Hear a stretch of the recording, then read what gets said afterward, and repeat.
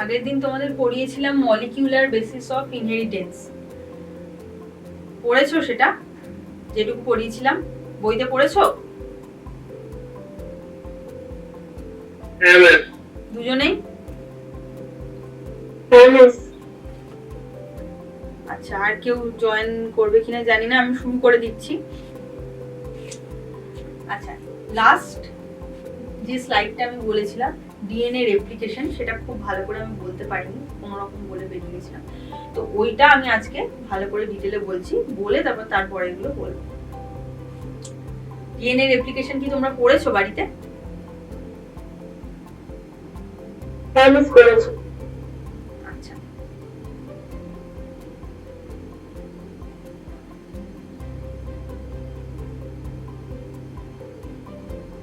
অগ্রদীপ পড়েছো DNA replication? হ্যাঁ ma'am. বুঝতে অসুবিধা হয়েছে?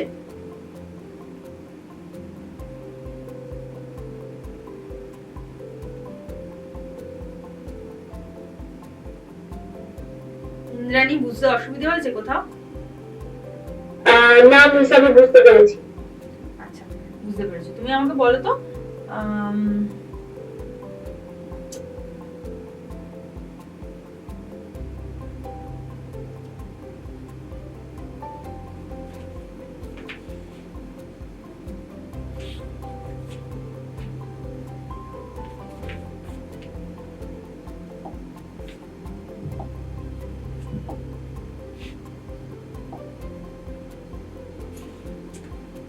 আচ্ছা আমাকে বলো তো যে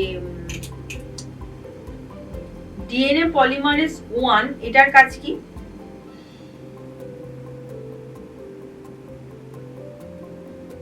মিস এখন তো ঠিক মনে পড়ছে না, অনেকদিন আগে পড়েছি তো। আচ্ছা, না সেটা করলে হবে না, মানে এমন ভাবে করতে হবে যাতে জিনিসটা একদম কণ্ঠস্থ হয়ে যায়। যদি না মনে পড়ে, মানে অনেকদিন আগে, মানে খুব অনেকদিন আগে তো নয়, বোধহয় 2-3 সপ্তাহ আগে, তাই তো? হ্যাঁ, এরকমই হবে। হ্যাঁ। আচ্ছা, এটা আমাকে বলতে পারবে কটা ডিএনএ পলিমারেজ থাকে ব্যাকটেরিয়ার ক্ষেত্রে? 3টে। কি কি? ডিএনএ পলিমারেজ 1, 2 আর 3। এদের মধ্যে প্রধান কোনটা, মানে যার কাজ সব থেকে বেশি? DNA polymerase 3। অগ্রদীপ, এটা বলতে পারবে যে ডিএনএ পলিমারেজ 1 এর কি কাজ?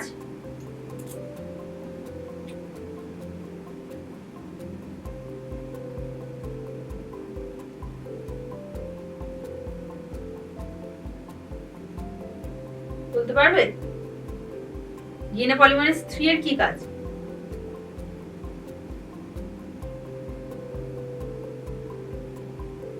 আচ্ছা ইন্দ্রাণী, তুমি যে বললে ডিএনএ পলিমারেজ 3 সবথেকে বেশি কাজ করে, কি ডিএনএ পলিমারেজ 3 হয়তো নয়, 1 করে। 1টা বলো কি ওই আরএনএ প্রাইমার গুলোকে সরিয়ে দেয়, আর মনে হয় ওই যে ল্যাগিং যে ডিএনএ গুলো থাকে, মানে ওখানে ওটাকে গ্যাপটাকে ফিল আপ করে।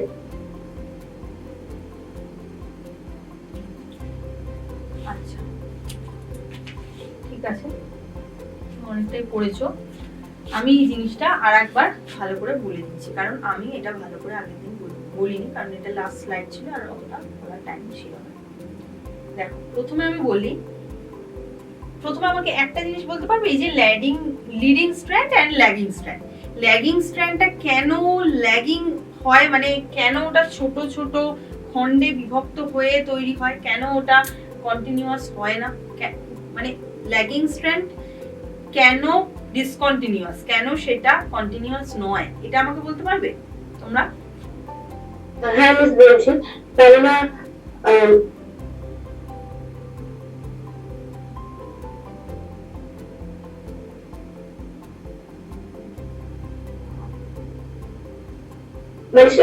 ল্যাগিং যে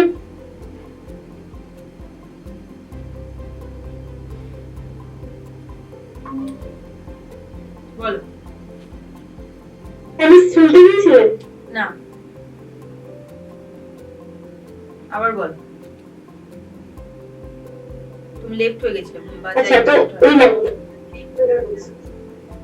হ্যাঁ, স্লাইডিং স্ট্র্যান্ডে যে বিন্যাসটা ওটা 5 প্রাইম থেকে 3 প্রাইম যাওয়া থেকে 3 প্রাইম থেকে 5 প্রাইম থাকে।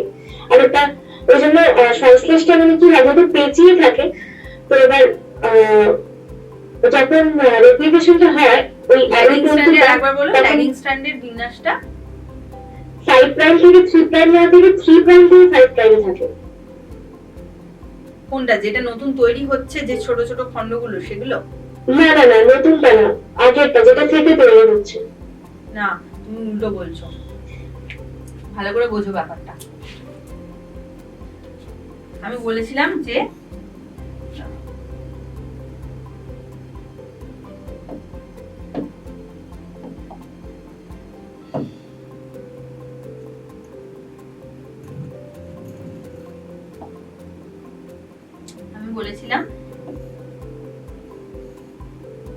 এইটাকে বলে রেপ্লিকেশন ফর্ক। এই সেম জিনিসটা উল্টো দিকেও থাকে, এরকম ভাবে ডিএনএটা খুলে যায়। একটা ডিএনএ ঠিক এইভাবে ডিএনএটা খুলে যায়। এর হাফ যদি আমি মাঝখান থেকে কাটি, তাহলে এদিকে একটা রেপ্লিকেশন ফর্ক, এদিকে একটা রেপ্লিকেশন ফর্ক। এবারে এই যে ডিএনএটা খুলেছে, ধরো এটা 5 প্রাইম থেকে 3 প্রাইম ছিল উপরের স্ট্র্যান্ডটা, আর নিচের স্ট্র্যান্ডটা ছিল 3 প্রাইম থেকে 5 প্রাইম। ঠিক আছে, তাহলে আমি যদি এই ফর্কটা ধরি, এই রেপ্লিকেশন ফর্কটা, এই দিকটাকে আমি বাদ দিচ্ছি। প্রথমে রেপ্লিকেশন ফর্কটা এই দিকে খুলবে, মানে এই, তার মানে কি, যত এদিকে খুলতে থাকবে তত এদিক থেকে এদিকে ডিএনএ তৈরি হবে, এদিক থেকে এদিকে ডিএনএ তৈরি হবে। এই ডিরেকশনে, এই ডিরেকশনে হবে, এই ডিরেকশনে হবে। কারণ কি, এইটা ক্রমশ খুলতে থাকবে আর এই ডিরেকশনে হবে, আবার এই দিক থেকে ঠিক অপোজিট হবে, এইটা খুলতে থাকবে এই ডিরেকশনে, ডিএনএ তৈরি, মানে নতুন স্ট্র্যান্ড যেটা ডটার স্ট্র্যান্ড সেটা তৈরি হতে থাকবে এদিকে। এই পুরোটাকে বলে রেপ্লিকেশন বাবেল, কারণ এটা বাবেলের মতো খুলে যায়। আর হাফ, দুটো হাফকে বলে রেপ্লিকেশন ফর্ক। এবার দেখো, এইটা বলছি আমি 5 প্রাইম টু 3 প্রাইম, তার মানে এই জায়গাটা 3 প্রাইম, আর এইটা 3 প্রাইম টু 5 প্রাইম, মানে এই জায়গাটা 5 প্রাইম।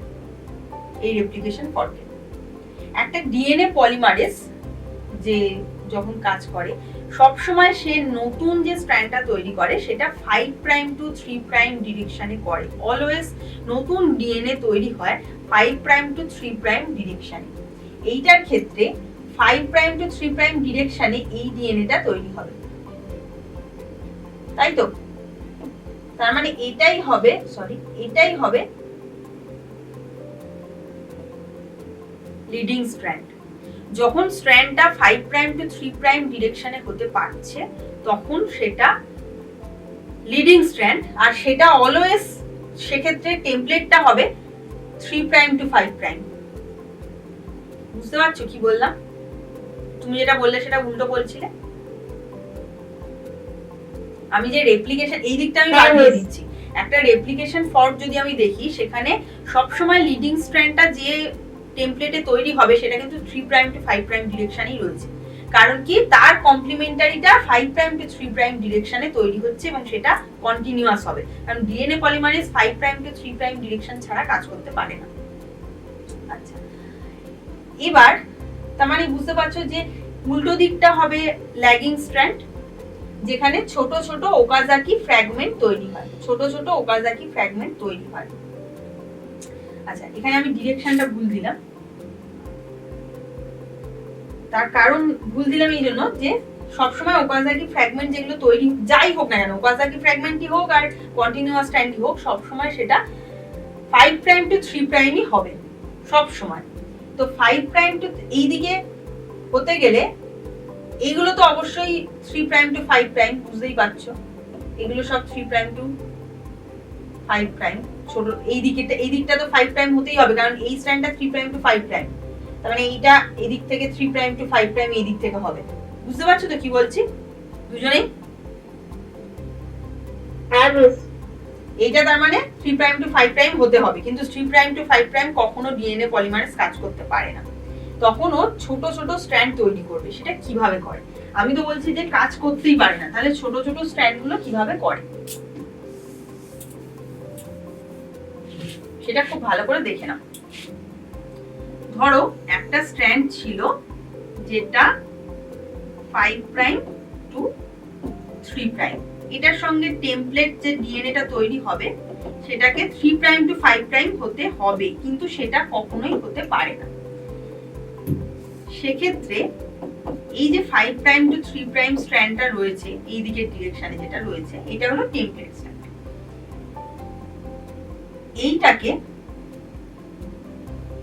এইটাই যদি এরকম ভাবে ঘুরে যায় 5', 3' আছে, যেখানটা ঘুরে গেছে ভালো করে লক্ষ্য করে দেখো, যেটুকু জায়গায় ঘুরেছে সেক্ষেত্রে এইটা 5', কারণ এই দিক থেকে ঘুরছে, আর এদিকে 3', শুধু সেইটুকু জায়গায় স্ট্র্যান্ডটা কিন্তু 5' to 3', কিন্তু যেটুকু ঘুরে গেছে সেখানে 3'টা এদিকে চলে এসেছে, 5'টা এদিকে হয়েছে। বুঝতে পারলে কি বললাম?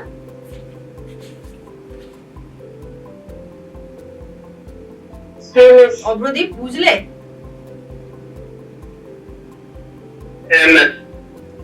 এটা যদি ফোল্ড হয়ে যায় তখন তো ডিরেক্ট যেটুকু ফোল্ড হয়েছে তার ডিরেকশনটা চেঞ্জ হয়ে গেছে, 3' to 5' হয়ে গেছে, মানে এইদিকে 3' আর এইদিকে 5', শুধু ফোল্ডের জায়গাটা।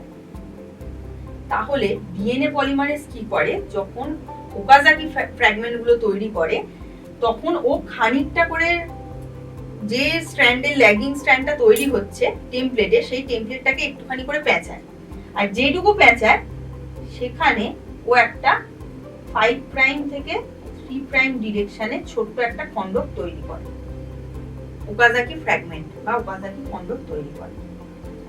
একবার পেঁচালো, একটা ছোট খণ্ডক তৈরি হলো, পেঁচটা খুলে গেল। পেঁচটা যখন খুলে গেল আবার এরকম হয়ে গেছে, তখন একটুখানি একটা ছোট খণ্ডক তৈরি হয়েছে। এটা তো 5' to 3'ই আছে, আর এটা 3' to 5', কারণ এই প্যাচটা যখন খুলে যাবে তখন জিনিসটা বুঝতেই পারছো কি হবে, এর সঙ্গে কিছুটা লেগে রয়েছে, কিছুটা স্ট্র্যান্ড লেগে রয়েছে, সেটা খুলে গেলে এইটা তখন 3' to 5', মানে এইটা এদিকে এটা এদিকে হয়ে যাবে। বুঝতে পেরেছো কি বললাম?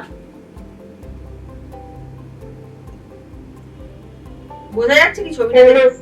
হ্যাঁ, তো এইভাবেই ওকাজাকি ফ্র্যাগমেন্ট তৈরি হয়। এইটা যদি মাথায় ঢুকিয়ে নাও তাহলে আর কোনো কনফিউশন হবে না। একটা পয়েন্ট কোনোদিন ভুলবে না, যে সবসময় 5' to 3' ডিরেকশনেই ডিএনএ পলিমারেজ কাজ করতে করতে যায়, মানে যে নতুন স্ট্র্যান্ড তৈরি হবে সেটা 5' to 3' ডিরেকশনেই অলওয়েজ হবে, সে ওকাজাকি ফ্র্যাগমেন্ট হোক আর লিডিং স্ট্র্যান্ড হোক। ওকাজাকি যেহেতু ল্যাগিং স্ট্র্যান্ডের ক্ষেত্রে উল্টো দিকের ডিরেকশনে কাজ করা কোনোভাবেই সম্ভব নয়, ও একটুখানি করে মানে সার্কেল তৈরি করে, একটুখানি করে ওটাকে ফোল্ড করে, সেই ফোল্ডিং এর জায়গাটা একটু 5' to 3' একটা তৈরি হয়, আবার কিছুটা এগিয়ে গিয়ে আবার একটা ফোল্ড করে, তখন আরেকটা এখানে লাইন তৈরি হয়, আরেকটা লাইন তৈরি হয়, এরকম ভাবে লাইনগুলো হতে থাকে। তারপর যখন পিছনের দিকের যে লাইনগুলো, পিছনের দিকের মানে এইগুলো পিছনে হচ্ছে আর এইগুলো সামনের দিকে হচ্ছে, ক্রমশ পিছনের দিকের যে লাইনগুলো সেগুলো এবার জুড়তে থাকে। কিভাবে জুড়তে থাকে না, যখনই ডিএনএ পলিমারেজ 3 অ্যাকচুয়ালি এই কাজগুলো করে, মানে ডিএনএ পলিমারেজ 3 ল্যাগিং স্ট্র্যান্ড হোক বা লিডিং স্ট্র্যান্ড হোক, সেটা ডিএনএ পলিমারেজ 3 তৈরি করে, এর কাজটাই সবথেকে বেশি। ডিএনএ পলিমারেজ 1, 2 এর ইম্পর্টেন্স খুব কম, যে সবার শেষে তার ইম্পর্টেন্স সবথেকে বেশি। এই যে বললে না যে ভুলে গেছি ম্যাডাম যে কি কোনটা বেশি কাজ করে বা কোনটার কাজ কি, এটা মনে রাখার সহজ উপায় আমি একটা বললাম, যে 1, 2, 3 তিনটে থাকে ডিএনএ পলিমারেজ, তার মধ্যে যেটা সবার শেষে থাকে তার কাজ সবথেকে বেশি। তার মানে সেই সব কাজটা করে, ও ল্যাগিং স্ট্র্যান্ডও তৈরি, লিডিং স্ট্র্যান্ডও তৈরি করছে, ল্যাগিং স্ট্র্যান্ডও তৈরি করছে। এবার আরএনএ পলিমারেজ, তো একদম এর যেরকম আরএনএ পলিমারেজটা শুরুতে তৈরি হয় একটা আরএনএ পলিমারেজ বলছে, একটা আরএনএ প্রাইমার তৈরি হয়। অবশ্যই আরএনএ প্রাইমারটা একটা আরএনএ পলিমারেজই করে, যেটাকে ডিএনএ প্রাইমেজ বলে, যেটা আরএনএ পলিমারেজ প্রাইমারটা তৈরি করে। আরএনএ প্রাইমার মানে আরএনএ পলিমারেজ তৈরি করবে, প্রাইমার মানে যে শুরু করবে, শুরুতে ডিএনএ থেকে শুরু হয় না, একটা আরএনএ থেকে শুরু হয়, সেটাকে বলে আরএনএ প্রাইমার। আরএনএ প্রাইমার সবসময় আরএনএ পলিমারেজই তৈরি করবে, কখনো ডিএনএ পলিমারেজ করবে না। ওটা এক ধরনের আরএনএ পলিমারেজ, যে ওটা একদম শুরুতে তৈরি করে। আরএনএ প্রাইমারটা যে তৈরি করে সে আসলে এক ধরনের আরএনএ পলিমারেজ, যেটাকে ডিএনএ প্রাইমেজ বা এরকম বলা হয়। যাই হোক, আর এবার তোমাদের একটা প্রশ্ন আসে, DNA dependent RNA polymerase, RNA dependent DNA polymerase এরকম আসে।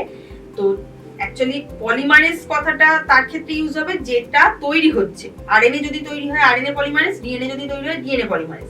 আর টেমপ্লেট হিসাবে যেটা ইউজ হচ্ছে সেটা ডিপেন্ডেন্ট। যে আরএনএ প্রাইমারটা তৈরি হয় সেটা যে তৈরি করে সে actually DNA dependent RNA polymerase, মানে ওর টেমপ্লেট ইউজ করছে ডিএনএ কিন্তু পলিমারাইজেশন করছে আরএনএ। তো ডিএনএ ডিপেন্ডেন্ট আরএনএ পলিমারেজ।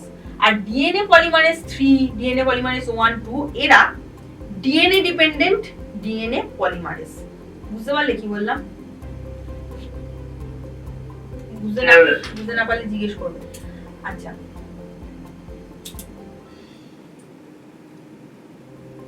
আচ্ছা এবার দেখো, এবার এই যে আমি বললাম যে ওকাজাকি ফ্র্যাগমেন্ট গুলোর মাঝখানে তাহলে অনেকটা করে ডিএনএ বসাতে হবে, কারণ কি ওর প্রত্যেকটা ওকাজাকি ফ্র্যাগমেন্টের শুরুতে একটা করে আরএনএ প্রাইমার তৈরি হয়, যে আরএনএ প্রাইমার গুলোর সঙ্গে একটু করে ফ্র্যাগমেন্ট হয় জোড়ে, আবার একটু আরএনএ প্রাইমার, আবার তার সঙ্গে ফ্র্যাগমেন্ট জোড়ে।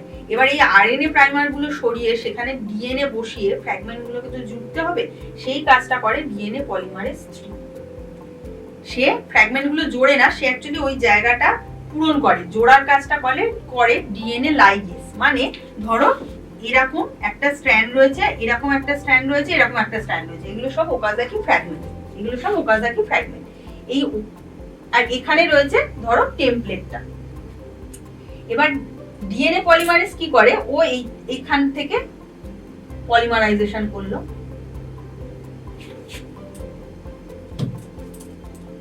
ও এখান থেকে পুরো পলিমারাইজেশন করে, এই অবধি আসে, এটা এই অবধি আসে, কিন্তু জোড়ে না।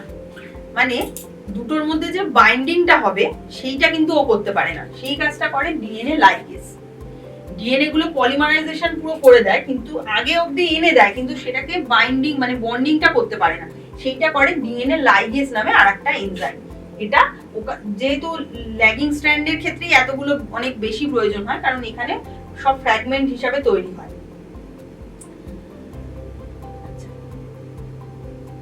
আর এখানে যেটা ইম্পর্টেন্ট বলার সেটা হচ্ছে, যেটা আমি আগের দিন বলেছিলাম, যে দুটো ফর্ক হয় তো একটা রেপ্লিকেশন বাবেল থেকে, উল্টো দিকের ফর্কের ক্ষেত্রে কিন্তু এক্স্যাক্টলি অপোজিট ঘটনা ঘটে। মানে এর যেদিকে লিডিং স্ট্র্যান্ড একটা বাবেলের দুদিকে দুটো ফর্ক, এই ফর্কের যেদিকে লিডিং স্ট্র্যান্ড ওই ফর্কের সেদিকে ল্যাগিং স্ট্র্যান্ড, আর এর যেদিকে ল্যাগিং সেদিকে এর লিডিং। এটা বুঝতে পেরেছো তো? এটা আগের দিন আমি বলেছিলাম, এটা কি বুঝেছিলে নাকি আবার বলবো?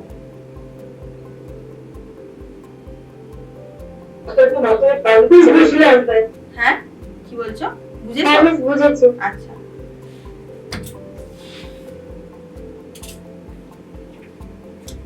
আচ্ছা আর এই দুটো প্রোটিনের নাম মেনলি মনে রাখবে, যে এই আর কতগুলো প্রোটিনের নাম বলেছিলাম, মানে এনজাইমের নাম বলেছিলাম বিশেষত, যে ফর্কটাকে খুলে দেয় হেলিকেস। হেলিকেস মানে হেলিক্স ব্রেক করে, যে ডিএনএ হেলিক্স যে ব্রেক করে তার নাম হেলিকেস, ফর্কটাকে খুলে দেয়। আর ডিএনএ গুলোর সঙ্গে ফর্কটা খুলে যাওয়ার পরেও যাতে আবার না জুড়ে যায়, কারণ ওখানে স্ট্রং হাইড্রোজেন বন্ডিং হওয়ার একটা টেন্ডেন্সি থাকে, তো হাইড্রোজেন বন্ড ব্রেক করে ফর্কটাকেও খুলে দেয়, এবং সেক্ষেত্রে হেলিকেস খোলে, এবং যে জায়গাটা খোলে সেখানে single strand binding, single stranded binding protein, না কথাটা সিঙ্গেল স্ট্র্যান্ড বাইন্ডিং প্রোটিন, যাই হোক সিঙ্গেল স্ট্র্যান্ড বাইন্ডিং প্রোটিন ওই জায়গাগুলো অনেকগুলো লেগে যায়। মানে ফর্কটা যেখানে খুলছে, খুলে দিয়েছে হেলিকেস, আর এখানে অনেকগুলো সিঙ্গেল স্ট্র্যান্ড বাইন্ডিং প্রোটিন লেগে যায়, যাতে খোলার পরেও আর কোনোভাবে ওটা আবার জুড়ে যেতে না পারে, ওটাকে আলাদা করে রেখে দেয়। এই দুটো প্রোটিন ইম্পর্টেন্ট, হেলিকেস এবং সিঙ্গেল স্ট্র্যান্ড বাইন্ডিং প্রোটিন। আর একটা হলো টোপো আইসোমারেজের কথা বলেছিলাম, Toppo isomerase 1, Toppo isomerase 2। Toppo isomerase 1 বা 2 এদের দুজনেরই কাজ হলো ডিএনএ কে ব্রেক করা, মানে ডিএনএ এর মধ্যে নিক তৈরি করা, NICK, নিক মানে ডিএনএ মধ্যে যদি কাট, মানে নিক মানে কাট, ডিএনএটাকে কেটে দেয়। কেন কেটে দেয় সেটা আমি বলেছিলাম, যে ধরো একটা ওই কি বলবো দড়ি, তোমরা টুন দড়ি দেখেছো, যে পাটের দড়ি যদি পেঁচানো থাকে, এবার তুমি সেই পাটের দড়িটার মাঝখান থেকে খানিকটা খুলছো, দেখবে যখন তুমি মাঝখান থেকে খুলবে খানিকটা, পিছনের দিকটায় একটা মানে চাপ পড়ে, প্রেসার পড়ে, সে কিছুতেই খুলতে চায় না, মানে সেখানে প্যাঁচটা আরো বেশি পড়তে থাকে, ওই জন্য যেই ছেড়ে দেবে আবার ওটা আগের মতো হয়ে যায়। এটা এটা খেয়াল করে দেখেছো? মানে যখন এদিক থেকে টানবে তখন পেঁচানোটা তো, যেটা দুপাশে যে পেঁচানো রয়েছে সেইখানটা একটা প্রেসার ক্রিয়েট হয়, সেই প্রেসারটার জন্য ওটা কিছুতেই আর খোলা যায় না, তাই তো? ইন্দ্রাণী বুঝতে পারছো? হ্যাঁ মিস। সেই প্রেসারটাকে রিলিজ করানোর জন্য ও কেটে দেয় দুপাশে, কেটে দিলে প্রেসারটা রিলিজ হয়ে গেল, মানে খুলে গেল, তারপরে আবার জুড়ে দেয়। এই কেটে দেওয়ার কাজটা করে টোপোআইসোমারেজ 1, টোপোআইসোমারেজ 2, পরে আবার লাইগেজ জুড়ে দেয়, কিন্তু প্রথমে কেটে দেয় দুপাশ থেকে, যাতে কিনা ওই প্রেসারটা রিলিজ হয়ে যায়, বেরিয়ে যায়। তো এই টোপোআইসোমারেজ 1 সিঙ্গেল স্ট্র্যান্ড কাটে, স্ট্র্যান্ডটা যখন খুলতে চাইছে না, প্রেসার ক্রিয়েট হচ্ছে, তখন সিঙ্গেল স্ট্র্যান্ড কাটে টোপোআইসোমারেজ 1, আর টোপোআইসোমারেজ 2 ডাবল স্ট্র্যান্ড নিব তৈরি করে, দুটো স্ট্র্যান্ড একসাথে কাটে।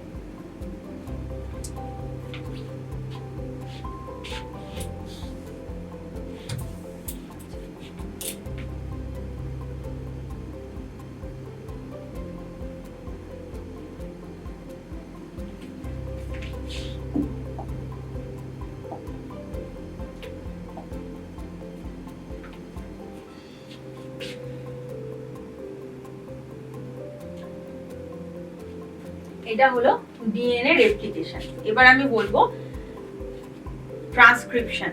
ট্রান্সক্রিপশন মানে কিভাবে ডিএনএ থেকে আরএনএ তৈরি হয়। ডিএনএ থেকে 3 রকমের আরএনএ হতে পারে, এমআরএনএ, টিআরএনএ, আরআরএনএ, এগুলো আগের দিন আমি বলেছিলাম। তার মধ্যে এমআরএনএ বা মেসেঞ্জার আরএনএ এটাই মেইনলি তৈরি হয় জিন থেকে, ডিএনএ এর মধ্যে যে জায়গাগুলো জিন সেখান থেকে এমআরএনএ তৈরি হয়, এম বা মেসেঞ্জার আরএনএ। মেসেঞ্জার আরএনএ একমাত্র প্রোটিনে ট্রান্সলেটেড হয়, মেসেঞ্জার আরএনএ থেকেই একমাত্র প্রোটিন হয়, আরআরএনএ টিআরএনএ থেকে প্রোটিন হয় না। আরআরএনএ রাইবোজোমাল আরএনএ, সে রাইবোজোম তৈরিতে হেল্প করে, রাইবোজোমের মধ্যে থাকে। রাইবোজোমের মানে স্ট্রাকচারাল একটা পার্ট হলো আরআরএনএ। আর tRNA transfer RNA, tRNA acts as adapter, সেটা আগের দিন বলেছিলাম। যখন তৈরি হয় মানে এমআরএনএ এর সঙ্গে অ্যামিনো অ্যাসিড গুলো লাগে, ডাইরেক্ট লাগতে পারে না, টিআরএনএ অ্যাডাপ্টারের কাজ করে। আচ্ছা, এবার এই ছবিটায় দেখো যে আরএনএ কিভাবে তৈরি হয় ডিএনএ থেকে। আরএনএ সিঙ্গেল স্ট্র্যান্ডেড, দুদিকে হওয়ার কোনো দরকার নেই, আর আরএনএ ডিএনএ থেকে সব সময় তৈরি হচ্ছে, কারণ কি সব সময়ই একটা সেলে প্রোটিন হচ্ছে। এবার আরএনএ যখন তৈরি হয় তখন ডিএনএটা কিছুটা জায়গা দুদিক থেকে আবার ওপেন হয়ে যায়, মানে সিঙ্গেল স্ট্র্যান্ডেড হয়ে যায়, কিছুটা জায়গা ফর্কের মতো তৈরি হয়, যেটুকু জায়গা আরএনএ হবে তারপর সেখান থেকে আরএনএ হয়। এই কাজটা করে আরএনএ পলিমারেজ, যে আরএনএ তৈরি করে। এখন এখানে অতগুলো প্রোটিন থাকে না, যেরকম আমি বললাম ডিএনএ রেপ্লিকেশনের ক্ষেত্রে একজন খোলে, তার মানে হেলিক্স ব্রেক করে, আর একজন এসে পলিমারাইজেশন করে, সেটা এটার ক্ষেত্রে, এগুলোর ক্ষেত্রে হয় না।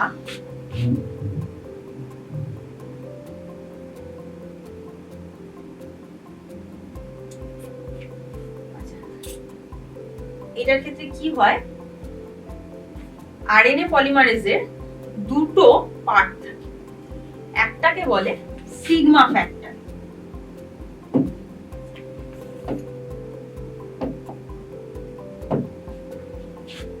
একটাকে বলে সিগমা ফ্যাক্টর। এর সঙ্গে আরো কিছু প্রোটিন লেগে তৈরি করে পুরো কমপ্লিট আরএনএ পলিমারেজ এনজাইমটা। সিগমা ফ্যাক্টর প্লাস আরএনএ পলিমারেজের যেটাকে বলে কোর এনজাইম, কোর এনজাইম মানে মেইন এনজাইম, আর একটা হলো সিগমা ফ্যাক্টর। এগুলো কিন্তু প্রোটিনেরই পার্ট, মানে এটা সিগমা ফ্যাক্টরও একটা প্রোটিন, কোর এনজাইমও কতগুলো প্রোটিন দিয়ে তৈরি একটা কমপ্লেক্স, সেইগুলো একসাথে জুড়ে তবেই আরএনএ পলিমারেজ প্রথমে তৈরি হয়। আরএনএ পলিমারেজটা ডিএনএ এর উপর দিয়ে স্লাইডিং প্রসেসে যেতে থাকে, ও খুঁজতে থাকে যে কোথায় জিন আছে আমার টার্গেট জিন, মানে আমি যে জিনটাকে তৈরি করব, মানে ট্রান্সলেট করব, যাই হোক এমআরএনএ তৈরি করব যে জিন থেকে, ও সেটা খুঁজতে থাকে।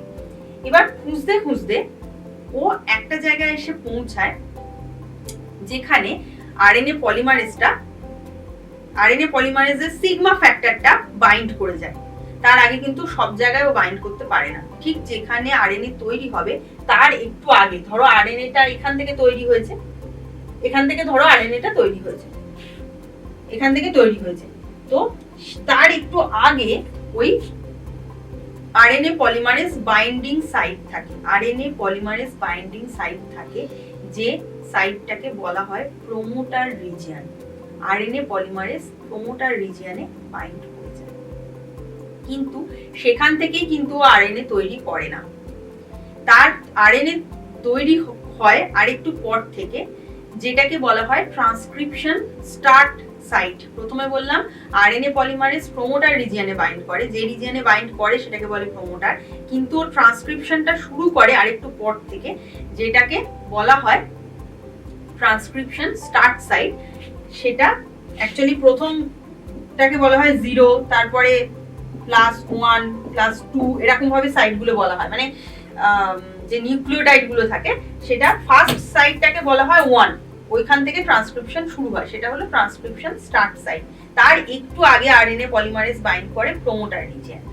আচ্ছা, এবার এই যে বলছি প্রোমোটার রিজিয়নে বাইন্ড করে, আরএনএ পলিমারেজ অ্যাকচুয়ালি কোন সিগন্যালটা থেকে ও বাইন্ড করে, মানে কোন সিগন্যালটা চিনে ও ধরে যে এইখানেই আমাকে বাইন্ড করতে হবে, সেটা কি না টাটা এটি,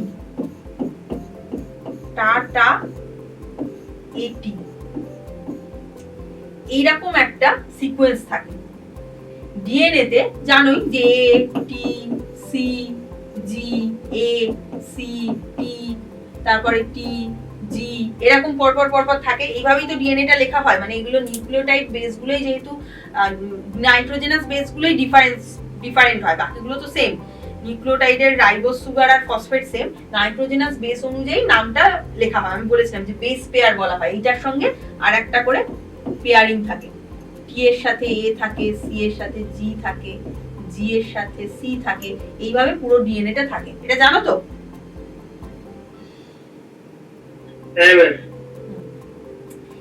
এবার এইটার উপর দিয়ে তো স্লাইডিং হয় প্রথমে সিগমা ফ্যাক্টর প্লাস পলিমারেজ যে কোর এনজাইমটা, ও তারপরে যেখানে টি এ এইটি, এটাকে বলে টাটা বক্স। প্রথমে শুরুটা দেখো টাটা আছে, ওই জন্য টাটা বক্স বলে।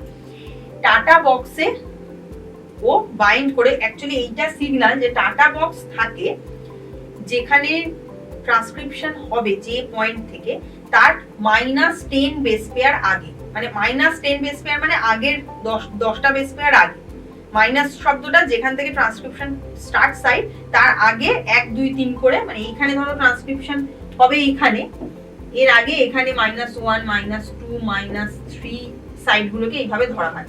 তো -10 যে সাইট, সেইখানে টাটা বক্স থাকে, টিএ এটি, এই সিকোয়েন্সটা থাকে, ডিএনএ সিকোয়েন্স। এইটাকে ও সিগন্যাল হিসাবে ধরে নেয়। এর ঠিক 10টা বেস পেয়ার পর থেকে শুরু হয় ট্রান্সক্রিপশন স্টার্ট সাইট, সেটাকেই বলে। এর ঠিক 10টা টাটা বক্সের 10টা বেস পেয়ার পর থেকে শুরু হয়ে যায় ট্রান্সক্রিপশন স্টার্ট সাইট। আচ্ছা, ডিএনএ রেপ্লিকেশনের ক্ষেত্রেও যেরকম ইনিশিয়েশন হয়, ডিএনএ ইলংগেশন হয়, তারপর টার্মিনেশন হয়। টার্মিনেশন অ্যাকচুয়ালি এই প্রত্যেকেরই এই পার্টগুলো থাকে, ইনিশিয়েশন, ইলংগেশন, টার্মিনেশন। আরএনএ পলিমারাইজেশনের ক্ষেত্রেও থাকে।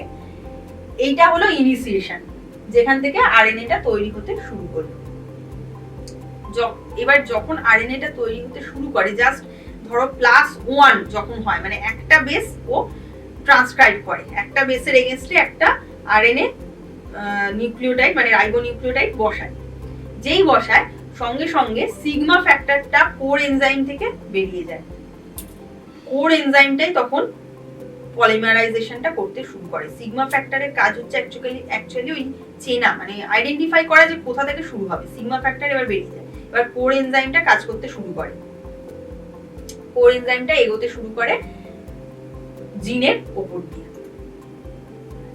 এবার কোথায় গিয়ে শেষ হবে? এবার বুঝতেই পারছো যে ট্রান্সক্রিপশন যে এগোয়, তখন আরএনএ পলিমারেজটা একটা জায়গায় গিয়ে তার মানে শেষ হতে হবে, সেই সিগন্যালটা ওর প্রয়োজন। সেই সিগন্যালটা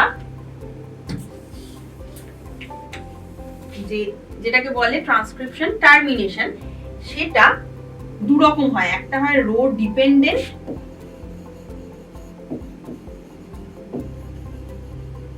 আর একটা হয় rho independent. Rho dependent transcription termination আর রো ইন্ডিপেন্ডেন্ট টার্মিনেশন।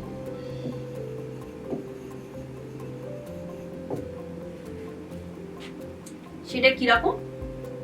রো একটা প্রোটিন, এমআরএনএটা যখন ট্রান্সক্রিপশন হতে শুরু করে তখন ওর এবার একদিকে ট্রান্সক্রিপশন হয় আর একদিক থেকেও বেরিয়ে যেতে শুরু করে, মানে ট্রান্সক্রিপশন হচ্ছে এবং যেটা হয়ে যাচ্ছে সেটা বেরিয়ে যাচ্ছে, সেইখানে থেকে বাইন্ড করে রো নামে একটা প্রোটিন। এই প্রোটিনটা বাইন্ড করতে করতে ক্রমশ এগিয়ে আসে, মানে বাইন্ড করে ক্রমশ স্লাইডিং হয়, এগিয়ে আসে। ও যখন এসে একদম এন্ডে এসে পৌঁছায়, মানে যেখানে তৈরি হচ্ছে এমআরএনএটা সেখানে এসে পৌঁছায়, এমআরএনএ তৈরি হওয়া স্টপ হয়ে যায়। তার মানে ভেবো না যে কোনো সময় এসে পৌঁছাবে এবং যে কোনো সময় স্টপ হবে। এই সিগন্যালটা খুবই কন্ট্রোল, যে কখন এসে পৌঁছাবে এবং কখন স্টপ হবে সেটা কন্ট্রোলড হয়। রো তার মানে রো ফ্যাক্টর টার্মিনেশন করে আর সিগমা ফ্যাক্টর ইনিশিয়েশন করে। রো ফ্যাক্টর কি করে? ও একটা প্রোটিন, ও এমআরএনএর সাথে বাইন্ড করে এগোতে থাকে। যেই ও এমআরএনএ যেখানে তৈরি হচ্ছে সেখানে সেই অবধি এসে পৌঁছায়, এমআরএনএ ডিএনএ থেকে ছেড়ে বেরিয়ে যায়, এমআরএনএ তৈরি হয়ে যায়, মানে ওর তখন তৈরি হওয়া শেষ। এবার ও সাইটোপ্লাজমে বেরিয়ে আসে। এমআরএনএ তো নিউক্লিয়াসের মধ্যে তৈরি হচ্ছে ক্রোমোজোম থেকে, ও এবার সাইটোপ্লাজমে বেরিয়ে আসবে। আর একটা হলো রো ইন্ডিপেন্ডেন্ট। রো ইন্ডিপেন্ডেন্টের ক্ষেত্রে কি হয়? আরএনএ পলিমারেজটা তো এগোচ্ছে, এগোতে এগোতে একটা সময় রিপিটেড সিকোয়েন্স থাকে। রিপিটেড সিকোয়েন্স মানে ধরো আরএনএরই রিপিটেড সিকোয়েন্স তৈরি হয়। ধরো আরএনএটা এরকম হলো এ টি জি সি এ, তারপরে কিছু একটা হলো আরো কিছু, তারপর হলো টি এ সি জি টি, মানে এইটার একটা অপোজিট কমপ্লিমেন্টারি সিকোয়েন্স এখানে হলো। দেখতে পাচ্ছ অপ্রদীপ? লেখাটা দেখা যাচ্ছে তো?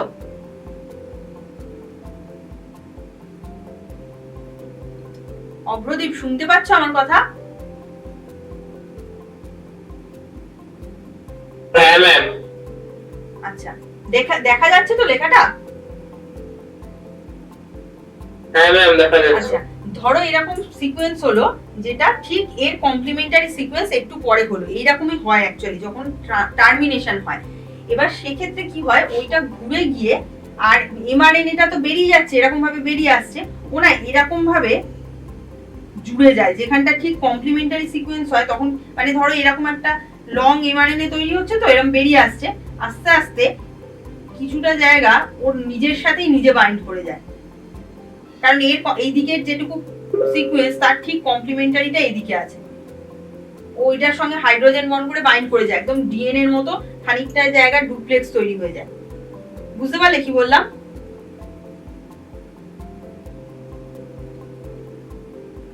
অপ্রদীপ, তুমি মাইক্রোফোনটা অনও রাখতে পারো, কোনো অসুবিধা নেই। তুমি একাই আছো, সুতরাং অত সাউন্ড শোনা যাবে না। বুঝতে না পারলে বলো।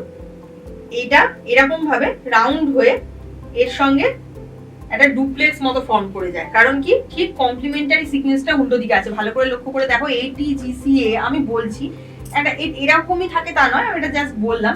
তা এর কমপ্লিমেন্টারি কি? টি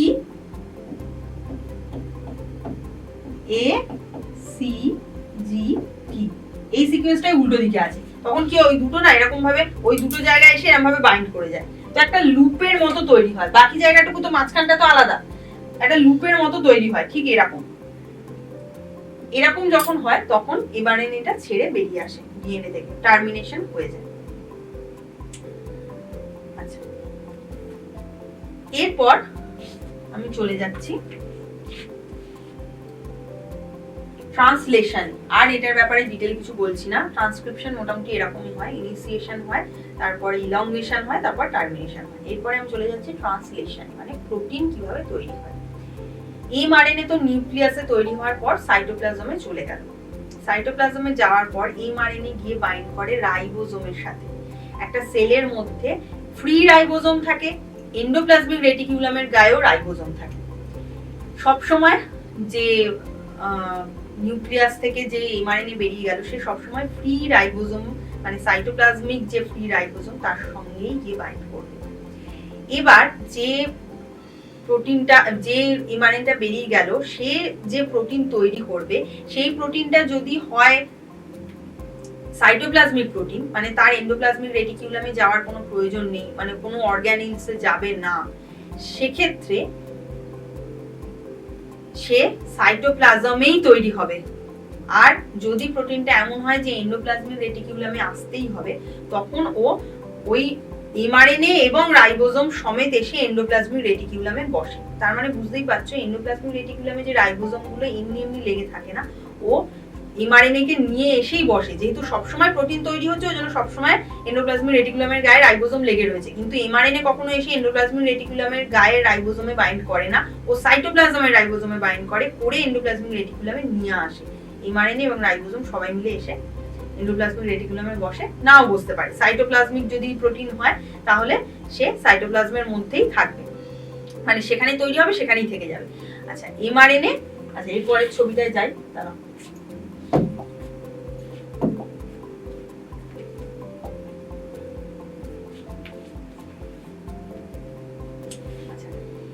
এবার এইটা হলো এমআরএনএ আর এটা হলো রাইবোজোমের দুটো unit, large subunit, small subunit. এমআরএনএটা এইভাবে রাইবোজোমের উপরে সঙ্গে লাগে, মানে উপরে একদিকে লার্জ সাব ইউনিট একদিকে স্মল সাব ইউনিট। আর টিআরএনএ এর ছবি আমি আগের দিনই দেখিয়েছিলাম টিআরএনএ কেমন হয়। টিআরএনএ হলো অ্যাডাপ্টার আমি বলেছিলাম। এবার কি হয়, ধরো 20টা অ্যামিনো অ্যাসিড আছে, তার জন্য 20টার বেশি টিআরএনএ থাকে, তার মানে একাধিক, এবং টিআরএনএ গুলো কিন্তু স্পেসিফিক, অ্যাটলিস্ট স্পেসিফিক যদি টিআরএনএ থাকতে হয় অ্যামিনো অ্যাসিডের জন্য, প্রত্যেকটা অ্যামিনো অ্যাসিডের জন্য স্পেসিফিক টিআরএনএ, তাহলে অ্যাটলিস্ট 20টা টিআরএনএ থাকতেই হবে আমাদের সেলে, কিন্তু টিআরএনএ আসলে 20টার থেকে বেশি থাকে। তার মানে কি হয়তো দুটো কি তিনটে টিআরএনএ একটা অ্যামিনো অ্যাসিডের জন্য স্পেসিফিক, আবার অন্য দুটো টিআরএনএ অন্য একটা অ্যামিনো অ্যাসিডের জন্য স্পেসিফিক। যেহেতু 20টার বেশিই থাকে, 40টা 45টা টিআরএনএ থাকতে পারে, কিন্তু তারা যে অ্যামিনো অ্যাসিডে বাইন্ড করবে সেটা স্পেসিফিক। একটা টিআরএনএ একটা টাইপের অ্যামিনো অ্যাসিডেই বাইন্ড করবে, কখনো অন্য অ্যামিনো অ্যাসিডের সাথে বাইন্ড করবে না। আচ্ছা এবার ট্রান্সলেশনের শুরুতে রিঅ্যাকশনটা কি রকম হয়। ট্রান্সলেশনের শুরুতে অ্যামিনো অ্যাসিড গুলো যেগুলো সেলের মধ্যে রয়েছে সেই অ্যামিনো অ্যাসিড গুলো অ্যামাইনো অ্যাসাইল টিআরএনএ সিনথেটিস নামে একটা এনজাইমের সঙ্গে বাইন্ড করে। ধরো একটা অ্যামিনো অ্যাসিড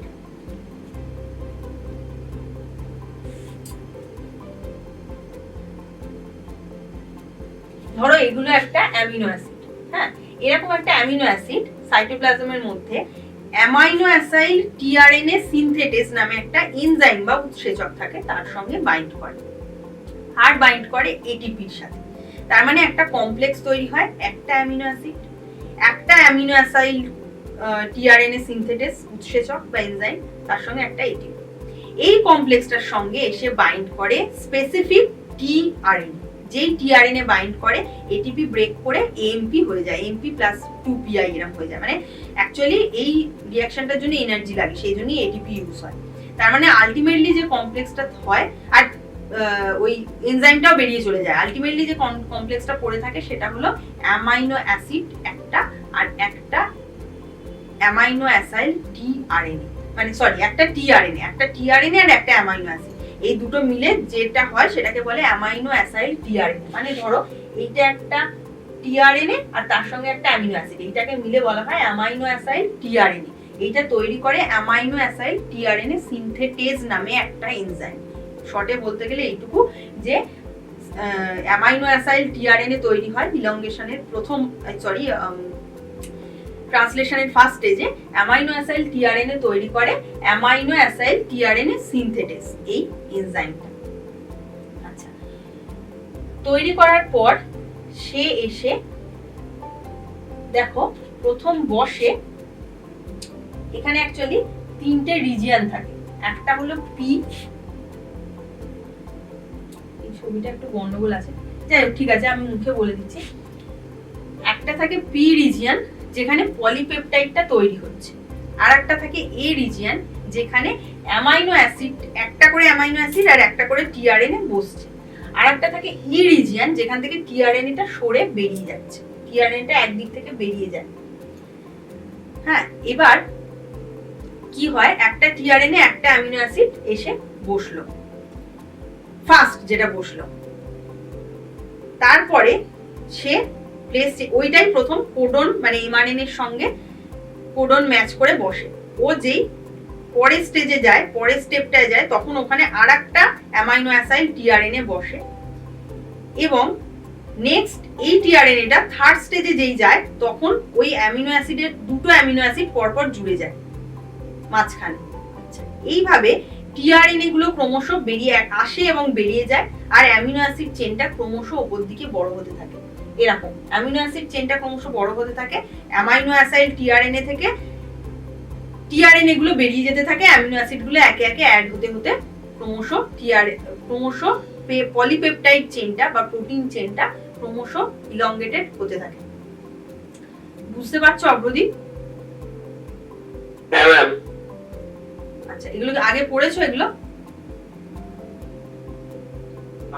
পড়া হয়নি তো? ঠিক আছে, ভালো করে শোনো আর বইতে ভালো করে পড়বে। আচ্ছা, এইভাবেই ট্রান্সলেশন হয় প্রোটিন। এখানে কতগুলো পয়েন্ট মনে রাখার, সেটা হলো যে ট্রান্সলেশন শুরু হয়, প্রোটিন ট্রান্সলেশন শুরু হয় এটিজি এই সিকোয়েন্সটা থেকে। এটিজি মেথিওনিন কে কোড করে, এটিজি বা এইউজি, আরএনএ এর ক্ষেত্রে তো এইউজি, সেটা অ্যাকচুয়ালি মেথিওনিন কে কোড করে। মেথিওনিন এই অ্যামিনো অ্যাসিডটাকে কোড করে। তার মানে যে কোনো অ্যামিনো অ্যাসিড, যে কোনো পলিপেপটাইড চেইন যেটা প্রথম তৈরি হয়, তখন প্রথমের দিকে ফার্স্ট যে স্টার্ট কোডন সেটা কিন্তু সবসময় মেথিওনিনকেই কোড করে। তার মানে স্টার্টিং অ্যামিনো অ্যাসিডটা অলওয়েজ মেথিওনিনই হয়। কিন্তু পরবর্তীকালে প্রোটিনটা যখন আবার ফোল্ডিং হয়, মডিফিকেশন হয় প্রোটিন তৈরি হওয়ার পর, তখন বেশিরভাগ ক্ষেত্রে ওই মেথিওনিনটা কেটে বেরিয়ে যায়। কিন্তু শুরু হয় মেথিওনিন অ্যামিনো অ্যাসিড দিয়েই পলিপেপটাইড চেইন শুরু হয়। এটা হলো স্টার্ট কোডন মেথিওনিন। মেথিওনিন দিয়ে শুরু হওয়ার পর তার সঙ্গে আবার তারপরে গিয়ে একটা ফরমেট যুক্ত হয়, মানে এফ মেট বলা হয়, এফ মেট একটা ফরমেট গ্রুপ যুক্ত হয়, ফর্মিল মেথিওনিন হয়ে যায়। তারপর আলটিমেটলি সেই এফ মেটটা কিন্তু সরে বেরিয়ে যায়, সেটা থাকে না। যখন প্রোটিন ফোল্ডিং হয়, মানে পলিপেপটাইড চেনটা তৈরি হওয়ার পর তো বেরিয়ে গেল, এবার সেটা ফোল্ডিং হবে, মডিফিকেশন হবে, এন্ডোপ্লাজমিক রেটিকুলামেই হোক বা যেখানেই হোক, গলজি অ্যাপারাটাসে হোক, তখন কিন্তু প্রোটিনটা বেরিয়ে যায়, মানে অ্যামিনো অ্যাসিডটা বেরিয়ে যায়। আচ্ছা, এটা হলো শুরু। স্টার্ট কোডন হলো এটিজি বা এইউজি।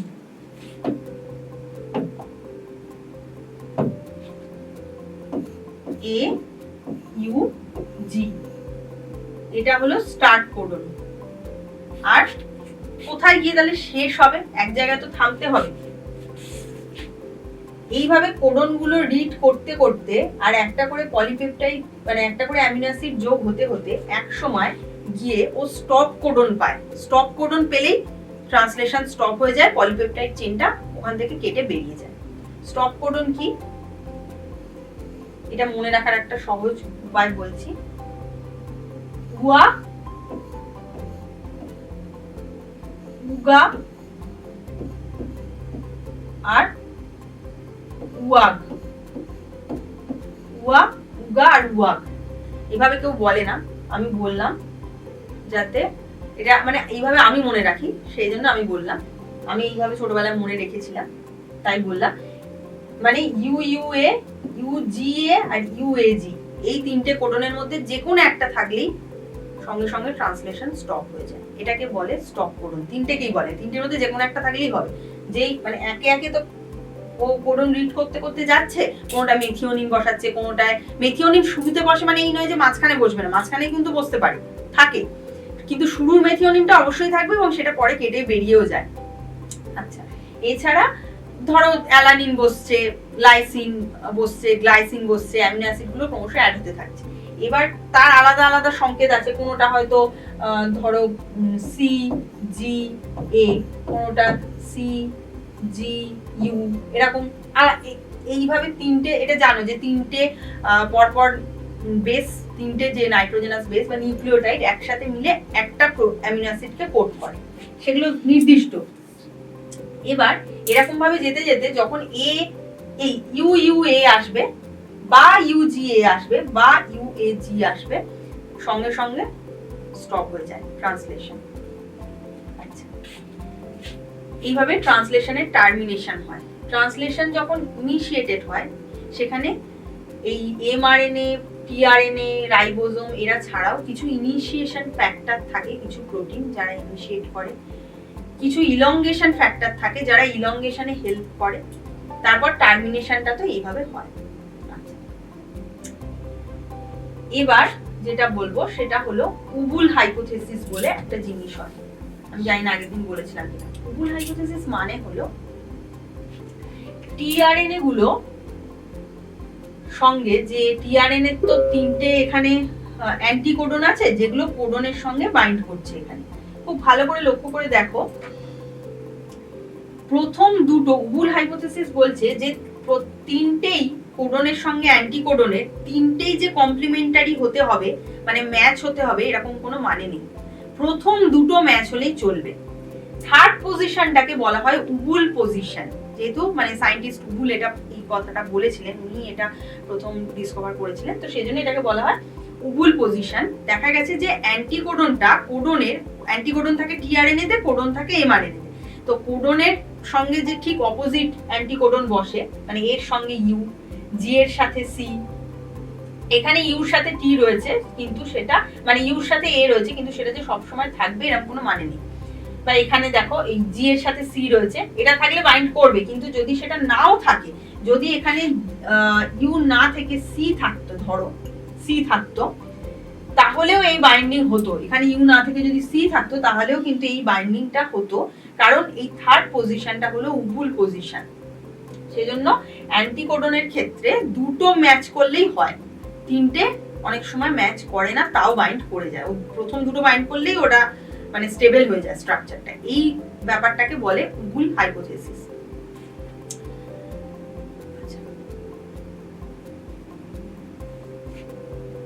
আশা করি বুঝতে পেরেছো যতটা বললাম, যা বললাম।